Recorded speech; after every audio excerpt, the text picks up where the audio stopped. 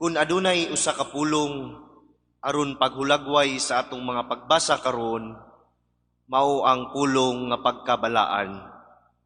Ang pagkabalaan mao ang kinaiya mismo sa Dios ug ang langitnong Amahan buot nga ang iyang mga anak meaning kita mahisama kaniya.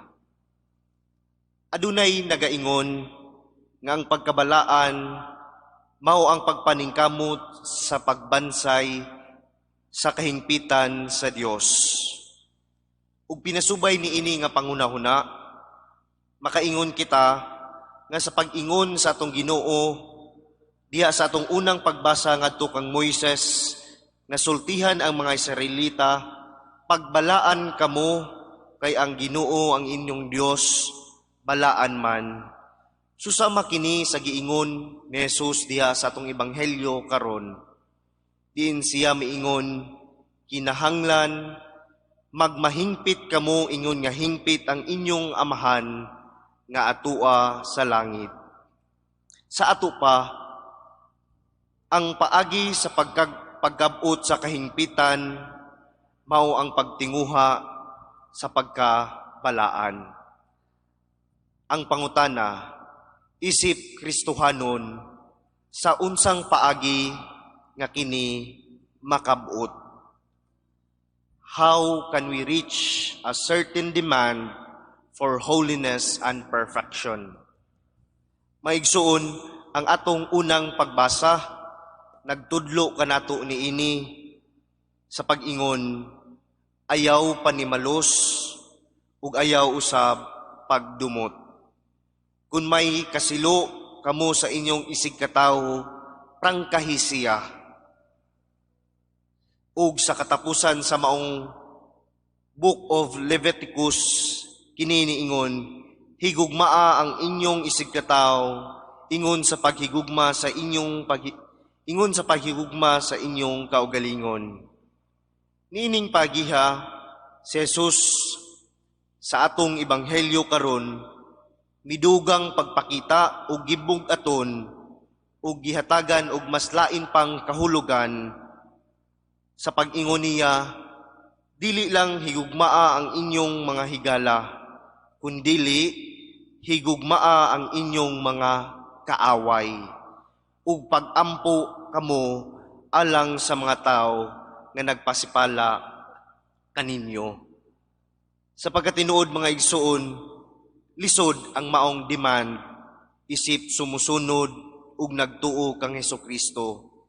Dili sayon tungod kay diha sa atong kinabuhi, aduna man gayoy mga makadaghan nga mga higayon, halos dili malikayan nga ang mga tao musakit or makasakit gayod kanato. People can always be mean and hurt us in many, many ways. Ug busa diha sa tawhanong panabot ug pagbati, ang paglikay sa pagdumot mamahimong lisod kung ang samad nga nahimo lawom kaayo.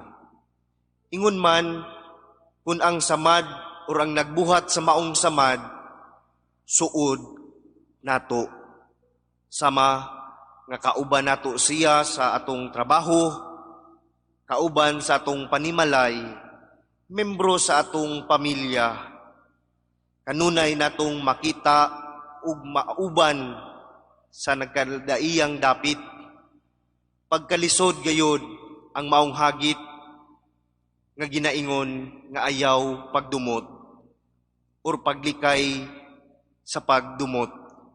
Ug kung lisod na kining hagit sa paglikay sa pagdumot, makaingon siguro tapod nga mas lisod pa or gani usahay imposible ang hagit ni Jesus nga gisgutan diha sa atong ebanghelyo karon, ang paghigugma sa atong mga kaaway ug pag-ampo sa mga naglutos kanato.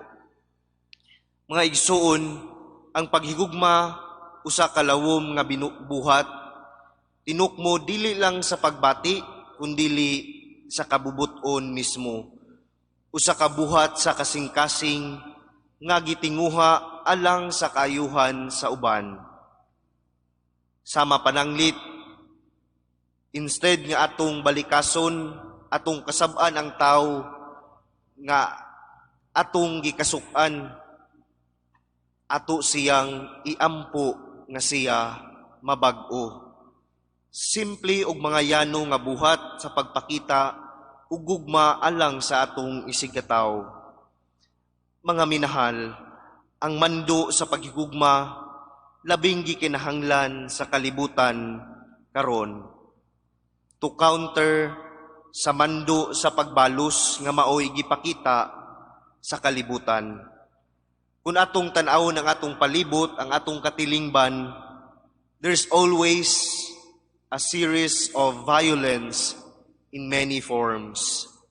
Adunay mga pagpatay, murder, massacre, world wars, trolls, or fake news.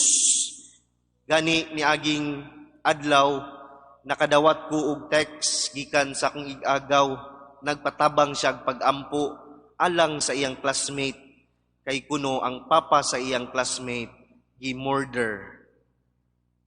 Niining paagiha makaingon ta, ang matang sa kalibutan nato karon ug sa mga panahon kita nahimong madumtanon ug masukanon sa atong isigkatawo. Kita gipahinumduman ni Jesus, ayaw pagbalos sa nagbuhat kanato daotan.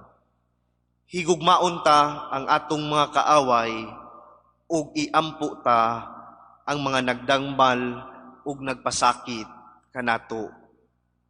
Paglikay sa pagdumot ug paghigugma sa atong mga kaaway, kini ang duha ka mga Kristohanong mando usa ka buhat sa pagtumong ngadto sa kahingpitan ug pagkabalaan. Palihog manindog.